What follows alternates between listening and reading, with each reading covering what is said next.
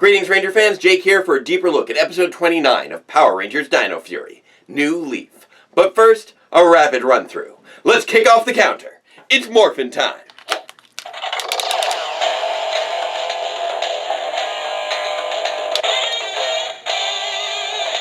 Okay, so we open on Area 62 where Void Queen deliberately hatches a Sporks Beast, Squash Blight, ordering him and Void Knight to attack the humans, and even though Tarek's very much not cool with the wanton destruction, if you love me, you'll ignore these red flags. Meanwhile, Buzz Blast Ollie finds out that his best friend's back in town. No, not his mom, Professor Drake Floyd. His old teacher is speaking at the science symposium and getting interviewed by Amelia and walking in the door right now. Convenient. They briefly reconnect as Amelia preps for the interview, and Ollie totally misreads the room by making fun of the fake science behind her magnet bracelet and finds out the real reason that he ended up doing all his experiments with the teacher was because no one at the academy liked working with a know-it-all. Being able to hear a pin drop is not the same as being a good listener. Meanwhile, Jane and Jayborg stake out the community pool to capture footage of an escaped octopus. Opal the octopus. But Opal sneaks up, turns their jacuzzi into a centrifuge, stealing their bait and tossing their phone into the water as they fly into the pool just in time to watch the sneaky cephalopod ride off in a taxi and to spot Void Knight and Squash Blight teleport in to contaminate the pool with toxic venom that turns everyone into trees. Except Jayborg, who argues that this is why everyone should be androids. Void Knight's shaken by all this, but then the Rangers attack Squash Blight, who deflects their laser fire and dino daggers with his impenetrable shell and escapes with Void Knight to treeify the rest of the city, so Ollie nabs a sample to make an antidote while the others warn everyone else. Time for science! But he ignores Amelia's warnings and the sample boils over, splattering on Solon and turning her into a tree, making him realize maybe you should listen. So he accepts Amelia's help, but the antidote is too much iron, so Amelia offers her magnet bracelet to draw it out, curing Solon, but back in Area 62, Void Queen's plotting for Squash Blight to poison the rest of the water. But not the sewer, because darkness makes him wilt. But this is too much for Tarek, who points out their spaceship is ready and pleads for Centaur to just leave with him. Nope. She blasts the ship, blasts him too, and sends Squash Blight and Wreckmate down to the river, where the Rangers appear to fight them and the henchmen, but then Void Knight recovers and teleports to the battle just as Squash Blight grows giant, telling them the monster's weakness just as they're bringing in the Zords. Terror-X combo time! But Squash Blight summons a giant cloud of venom, so the Rangers bring in Pocket to form the Terror Smash Ultra Sword, jumping up on a cloud and knocking the monster down to the shade, taking it out with a Fusion Ultra Punch, which somehow clears the skies too. The Rangers then cure everyone at the pool and meet up at Buzz Blast, wondering about Void Knight's change of heart and who Void Queen is, while Amelia wraps up her interview with Professor Floyd and Ollie apologizes to them both. Roll credits.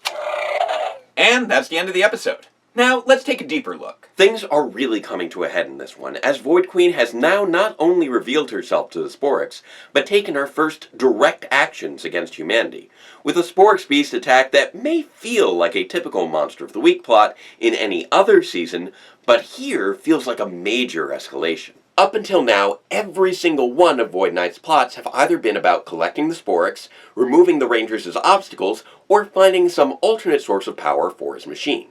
Whether he's invading their base, stealing a drone, stealing an artifact, stealing a Ranger key, stealing a Zord, attacking a Zord, disabling the Zords, disabling teleportation, disabling the hotline, hypnotizing the city, putting the city to sleep, capturing the Rangers with sleeping cuffs, or creating robot generals to come up with extra plans just to keep his bases covered. But at no point has he ever just attacked the city. In fact, the Rangers defeating the Sporks Beasts has actively been in his best interests up to this point. And because of all this, there has been a slow, subtle implication that there are rules of engagement and lines that shouldn't be crossed.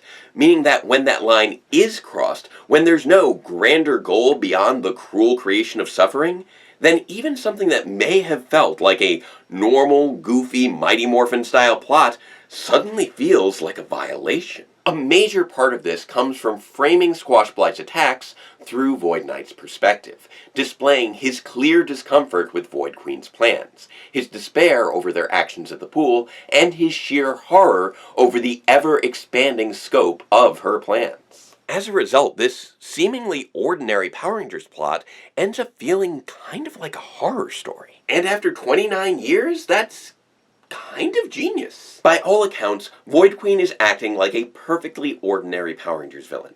Squash Blight is acting like a perfectly ordinary monster. And even the Rangers are acting like this is just another ordinary episode of the week, where they are summoned to fight a Sporks Beast, discover a problem, discover a solution, and then have a giant Zord battle, all while one of their team is dealing with his own personal emotional journey. But Void Knight's distaste for all this puts a whole new spin on things, in a way that feels entirely organic to the series and the character, making it painfully clear that Tarek is not, nor has he ever been, a typical Power Rangers villain, merely a man trying to walk the very fine line of casting himself as one. So when he does choose to betray the Sporks and help the Rangers, it feels perfectly natural, even if it might not seem that way to the Rangers themselves.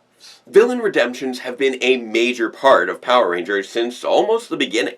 arguably starting with the Green Ranger arc before we actually experienced a genuine change of heart for Astronema in Power Rangers in Space years later, setting the stage for a string of reformed villains almost every following season through the end of the Disney era. Vilmax, Diabolico, Nadira, Jindrax and Toxica, Mara and Capri, Elsa, half of Mesogog, Lily and Necroli, Matumbo and Itasis, Norg, Jared and Camille, Tanaya 7. We're talking 11 out of 12 seasons where some major villain or villainous lackey was rendered good at the end, generally due to some mistreatment by a superior, discovering a close connection to one of the Rangers, a release of some sort of brainwashing or possession, or just seeing a child with a parent. Seriously, the moment that any villain feels bad about a crying child, you can almost guarantee they'll go good before the end of the next episode. Although I suppose Waspicable started that trend. And sure enough, we see it here too, with Tarek having his "what have I done" moment immediately after seeing the father pleading with his daughter turned sapling at the pool, spurring him to make one last impassioned plea to Santora to leave with him on their ship, before she turns on him, destroying the ship and callously blasting him away. This is probably most reminiscent of Vilmax's turn during Journey's End in Power Rangers Lost Galaxy, following essentially the same beats, but with the added elements of Void Knight actually surviving the attack from Void Queen, the two having a much deeper relationship, and their ideological differences having much more build-up. Also, let's face it, the vast majority of villains I just listed had no real qualms about villainy before they hit their redemption arcs. But, as we just established, the same cannot be said for Tarek as Void Knight. Santora, on the other hand, appears to have no issues with going full Power Rangers villain, at least not since becoming Void Queen, made all the more terrifying due to the stark contrast with her loving partner, meaning that Void Knight's development not only makes him a more compelling character, but makes the superficial presentation of a standard lead villain seem more intimidating than ever. I mean, the entire opening sequence is basically just Void Queen cackling as she summons a new monster and commands her lead general to accompany it on a generalized attack on the city. Quite possibly the most typical opening Power Rangers villain scene imaginable. But it feels like so much more because we're seeing Void Knight stand by helplessly as the love of his life embraces the monstrous role that he had simply been pretending at up to this point. Void Queen is terrifying explicitly because of her relationship to Void Knight. So when we see scenes of her manipulating him, crushing his hopes, and ultimately attacking him directly and treating him like some plaything, it is gut-wrenching. Not only is the line, "If you love me, do it," just classic abuser language, but so is the action of destroying the ship, which appears to serve no other purpose beyond making it crystal clear to Tarek that the one carrot she was dangling in front of him of eventually going home was a promise she never intended to deliver on. Now, within the context of the story, it is possible that all of this may be due to the influence of the Sporix energy that was used to revive and later empower her, generating an added sense of irony to how Void Knight's villainous actions up to this point have functionally been twisted back upon him to defeat his original goals. But either way, there is a lot to unpack here. And I'm genuinely fascinated to see how the writers handle it all. Now, putting that all aside for the moment, let's dig into the rest of the episode, which continues to further the development of Ollie, finally addressing his arrogant mistreatment of Amelia that has been ongoing since basically the first episode of the series, which has really started to impact her emotional state at this point, crushing her usually optimistic demeanor. In an interesting parallel to the villain plot, this story has a character learning to actually recognize how they've been tearing down a partner, and finally learning to stop, leading them to ultimately working together to solve the problem of people turning into trees. Again, something of a standard plot, but one that is made more meaningful by all the episodes leading up to it. Ollie has definitely been something of a divisive character, feeling like he basically has to keep learning the same lesson over and over again, yet never quite getting it right. But between learning to work with Amelia here and learning to work with Izzy during Crossed Wires, it does feel like he might finally be turning a corner, much like Ion learning to work with him in Tiny Trouble. This episode also solidifies how he's never really reckoned with his problem of being an arrogant know-it-all, and establishes that it's been a problem for years, leading to him being extremely isolated from all of his classmates to the extent that he thinks of his professor as being his best buddy. And speaking as a teacher, we very much care about our students, that's not how that relationship works. Plus, the fact that the two people he thinks of as his best friends are just his mom and his high school teacher that he hasn't seen in 3 years is just, it's really kind of sad. Which is why it hits him so hard when he learns from Professor Floyd that their relationship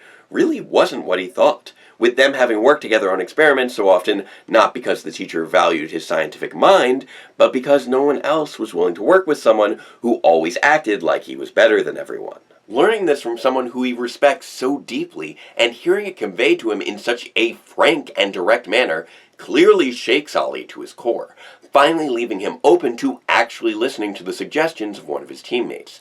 And although this absolutely does not excuse his continual degradation and disrespect of Amelia, it is at least a step in the right direction.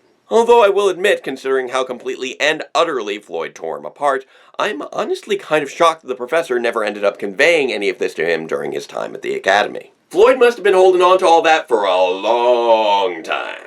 But beyond all the deep dive character development here, we also do have all the other elements for a standard Power Rangers episode, with a fairly nifty final fight in the clouds with our brand new Ultra Zord, which in this season seems to be the term for any combination of 2 or more Zords with humanoid battle modes, and a wacky subplot with Jane and Jayborg trying to score a story on a cartoonishly clever octopus. These elements are admittedly a bit weaker, since I often find the more Victor and Monty style cartoonish physical comedy takes you out of the world a bit, and the idea that Squash Blight would summon a cloud capable of weakening his shell to be a bit contrived, especially since he directly secreted his venom into the pool earlier in the episode.